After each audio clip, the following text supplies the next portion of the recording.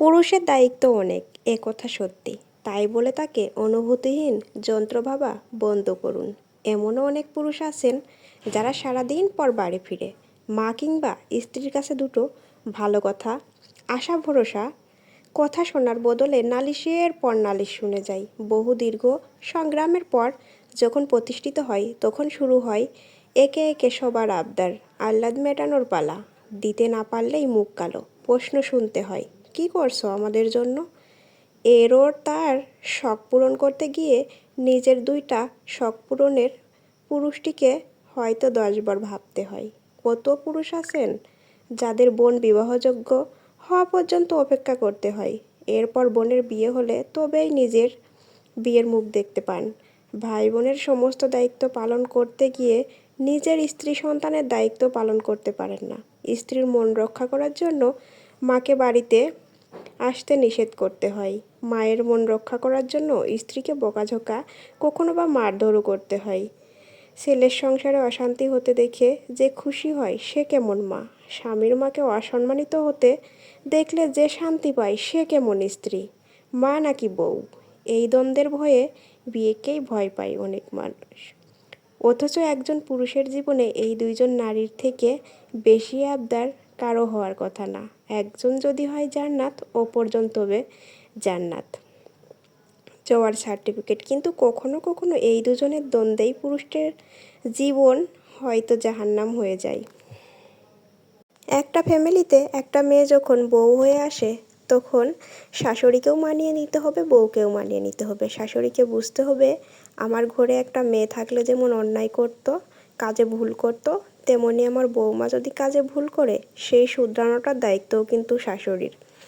আর শাশুড়ি যদি কোনো ভুল করে কিংবা কোনো কাজের জন্য বকাঝকা করে বৌমাকেও তা মেনে নিতে হবে। তাকে ভাবতে হবে আমার মা যদি আমাকে কোনো কাজে ভুল দেখলে যেমন বকাঝকা করতো, আমার শাশুড়িও তেমন আমাকে বকাঝকা করতো।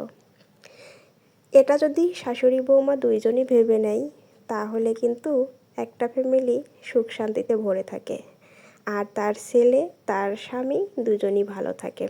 এই জিনিসটা কিন্তু কেউই বুঝে না।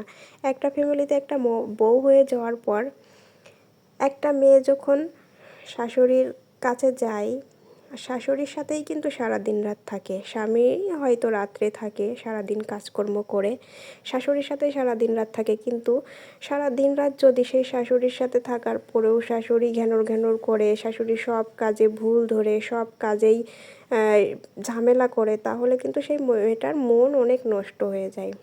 তেমনি একটা বৌমাও যদি শাশুড়ির সাথে খারাপ ব্যবহার করে, শাশুড়িরও কিন্তু মন অনেক নষ্ট হয়ে যায়। তখনই সৃষ্টি হয় বিবাদের।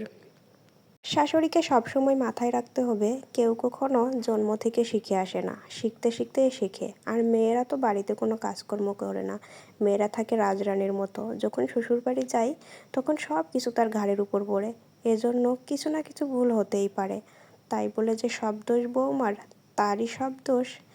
নিজের ঘাড়েও কিছু নিতে হয়, নিজেকেও মানিয়ে গুছিয়ে চলতে হয়। মানিয়ে গুছিয়ে চললেই একটা সংসারে উন্নতি আসে।